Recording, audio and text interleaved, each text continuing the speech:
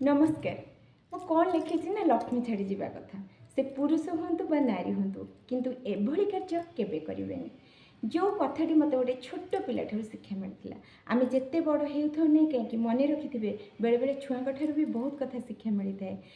ତ କ'ଣ ହେଇଛି, ଗୋଟେ ଛୋଟ ଝିଅ ତା ମାମା ସାଙ୍ଗରେ ଆମ ଘରକୁ ବୁଲିବାକୁ ଆସିଥିଲା। ମୁଁ ଦହିବରା ଆଳୁଦମ୍ କରିଥିଲି, ଯେମିତି ମୋ ପିଲାମାନଙ୍କୁ ମୁଁ ଖାଇବାକୁ ଦେଇଦିଏ, ସେମିତି ପ୍ଲେଟ୍ରେ ନେଇକି ତାକୁ ଖଟ ଉପରେ ଖାଇବାକୁ ଦେଲି। ସେ ମୋତେ କ'ଣ କହିଲା ଜାଣିଛନ୍ତି? ଆଣ୍ଟି, ମୁଁ ଖଟ ଉପରେ ଖାଇବିନି। ମୁଁ କହିଲି କାହିଁକି? ନା ଲକ୍ଷ୍ମୀ ଛାଡ଼ି ଯିବେ। ବାସ୍, ମୋର ଲକ୍ଷ୍ମୀ ପୁରାଣ କଥା ମନେ ପଡ଼ିଗଲା। ଆମେ ଜାଣିଛେ ଲକ୍ଷ୍ମୀ ପୁରାଣରେ ଏଇ କଥା ଲେଖା ହେଇଛି, କିନ୍ତୁ ଆପଣ ଏ ଭୁଲ କରନ୍ତି କି? ଯଦି କରନ୍ତି କମେଣ୍ଟସ୍ ବକ୍ସରେ ଲେଖିବେ, ଆଉ ଯଦି କରୁଥାନ୍ତି କେବେ ବି କରିବେନି।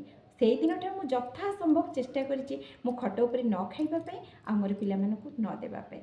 ଆପଣମାନେ ଯଦି ଏ ଭୁଲ କରୁଛନ୍ତି ତେବେ କରିବେନି। ବାସ୍ତବରେ ଖଟ ଉପରେ ଖାଇବା ଉଚିତ ନୁହେଁ। ଏଇଟା ଠିକ୍ କି ଭୁଲ କମେଣ୍ଟସ୍ ବକ୍ସରେ ଲେଖିବେ। ଆଉ